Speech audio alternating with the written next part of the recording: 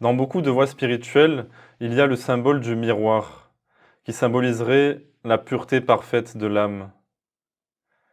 En fait, c'est comme si en surface, on était un miroir et que les autres étaient des miroirs et que entre nous, on se reflétait des choses à propos de nous-mêmes.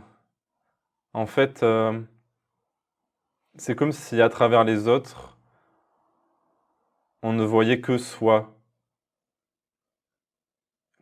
c'est-à-dire à la fois le petit moi, le personnage que l'on croit être, et à la fois le soi, c'est-à-dire la présence infinie que l'on est, car au fond, il n'y a que ça.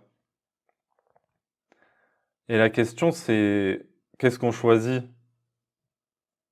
C'est juste ça, en fait. Alors, c'est pas un choix personnel, mais juste, on peut se rendre compte que ce qu'on voit chez les autres et qui peut nous déranger, c'est juste des reflets de notre propre petit moi, de notre propre personne que l'on croit être. Parce que finalement, si on est juste pleinement assis dans l'ici et maintenant, dans cette conscience infinie que l'on est, on voit tout le monde comme étant cela. Et c'est la liberté ultime. Et concernant cette symbolique du miroir, on parle de polir son miroir. Alors comment pourrions-nous polir notre miroir? En fait, on peut s'imaginer qu'il y aurait une action à faire et que symboliquement polir son miroir voudrait dire nettoyer nos émotions, nettoyer nos pensées, nettoyer toutes les illusions qui nous limitent à l'intérieur. Mais en fait, nous sommes déjà ce miroir pleinement pur. Il s'agit juste de le réaliser, juste en revenant ici à l'intérieur de nous, dans ce qui précède tous les ressentis.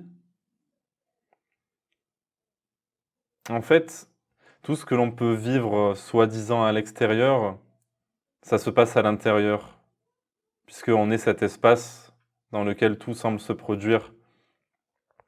Du coup, quoi que l'on puisse ressentir à propos d'une situation ou quoi,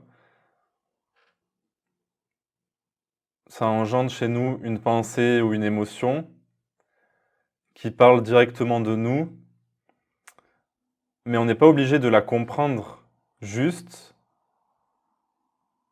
on peut la laisser passer, on peut la laisser être telle qu'elle est et ne pas la saisir. Et c'est comme ça qu'on polit son miroir quelque part. C'est en arrêtant de faire l'effort de croire en ses tensions, c'est-à-dire de croire en ses pensées, ce qu'on peut appeler des pensées négatives, ou de croire en nos émotions et de penser que l'on est quelqu'un qui a un problème réellement, et juste de rester pleinement ici et maintenant, là où il n'y a jamais eu aucun problème. Donc tout ce qui peut nous traverser dans la vie de tous les jours, comme ressenti,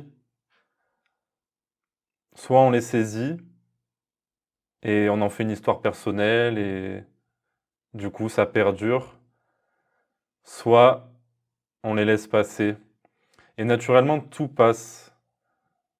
C'est pas possible que des pensées et des émotions puissent durer des vies et des vies, puisque pour ça il faut qu'il y ait un mental pour les maintenir, pour les rendre denses.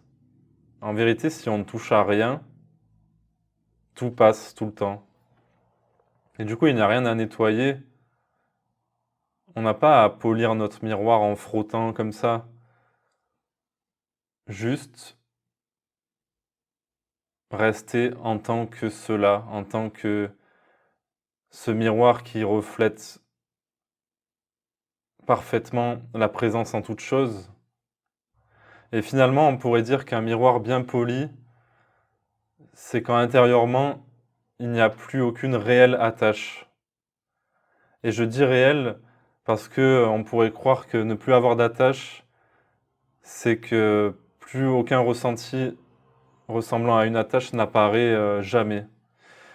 Mais en fait, il peut rester des petits résidus, parce que finalement, l'ego, la personne, il en reste un petit peu pour fonctionner dans le monde, et donc on peut encore avoir des ressentis de toutes sortes, mais juste laisser passer tout ça.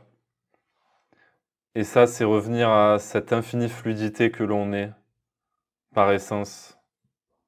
C'est comme si les taches qui viennent se poser sur notre miroir, c'est-à-dire symboliquement les jugements, les pensées et les émotions dites négatives, toutes ces choses, c'est comme si lorsqu'on arrête de faire l'effort de s'y identifier et qu'on reste juste simplement ici, dans l'observation même, dans l'intériorité, juste revenir à notre place, alors symboliquement notre miroir reflète parfaitement la présence, car c'est tout ce qui est.